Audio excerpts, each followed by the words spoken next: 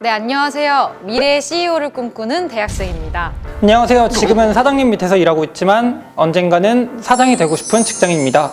예, 안녕하세요. 자취생으로 살아남기 소셜 브랜드를 운영을 하고 있는 노인 커뮤니케이션즈의 허주웅이라고 합니다. 창업을 꿈꾸지만 아무래도 쉬운 길이 아니기에 취업을 할까 창업을 할까 고민하고 있는 대학생입니다. 마음을 확실하게 잡으면 좋을 것 같아요. 혹시 처음 창업을 결심했을 때 마음가짐이 어땠는지 듣고 싶어요. 제 얘기 같네요.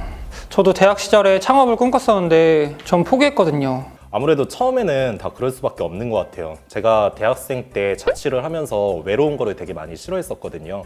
그래서 처음에는 그거를 극복해 보려고 동네에 어떤 소모임을 만들었었는데 사람들이랑 소통할 수 있고 그리고 생활 정보를 좀 나눠보면서 삶의 질이 개선되는구나 그런 거를 느낀 다음부터는 나처럼 혼자 사는 사람들이 외로움을 많이 느끼고 있을 텐데 네트워크 조직들이 있었으면 좋겠다라는 생각을 가지면서부터 이 일을 시작해야겠다는 결심이 섰습니다. 흔히 창업을 하려면 레드오션을 피하고 블루오션을 뛰어들어야 된다고 하잖아요. 그런데 아무리 생각해도 어떤 것이 블루오션인지 감이 안 잡힙니다. 혹시 레드오션과 블루오션을 구분하는 비법이 있나요? 블루오션이라는 게 시시각각 바뀌니까 그래서 더 힘든 것 같아요.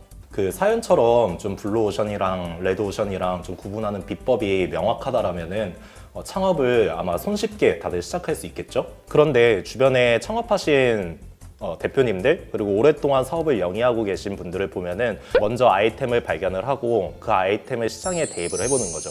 그래서 그게 돈이 흐를 수 있게끔 비즈니스 모델링을 하는 과정 속에서 그게 레드오션이다 라고 보면은 이제 틈새 시장을 찾으려고 매일같이 밤을 새고요. 그리고 반대로 블루오션이다 라고 하면은 앞으로 따라올 경쟁 업체들이 어떻게 따라오지 못하게 할까 하는 차별점을 찾는 게 이제 그분들이 매일 골몰하면서 가는 방식인 것 같습니다.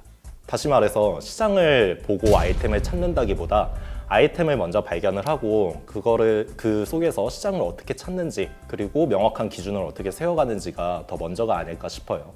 창업을 계획 중인 학생입니다. 창업 관련 특강을 들었는데 가장 기본이 되는 것이 창업 계획서라고 하시더라고요.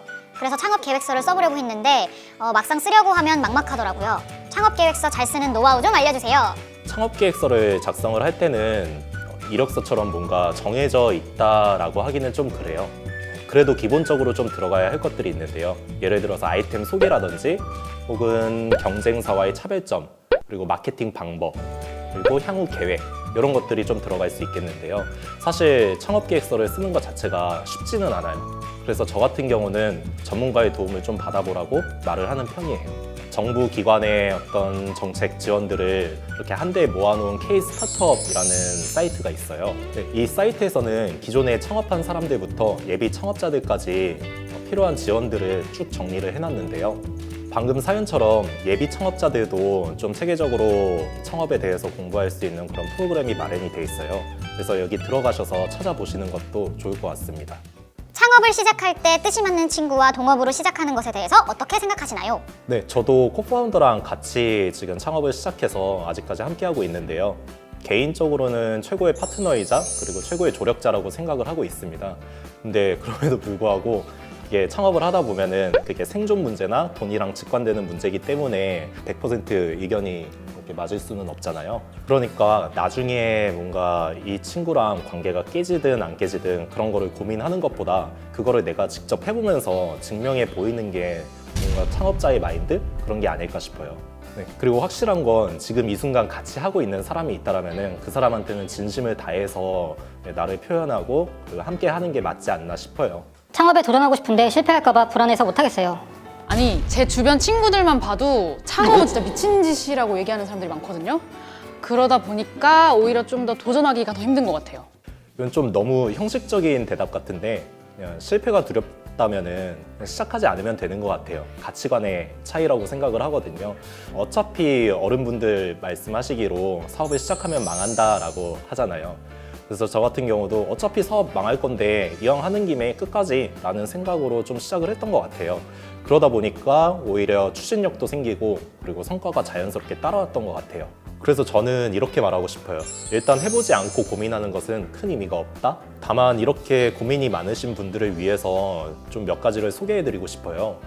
정부에서는 창업에 실패한 청년들을 대상으로 다시 일어설 수 있게끔 도와주는 게 있는데요.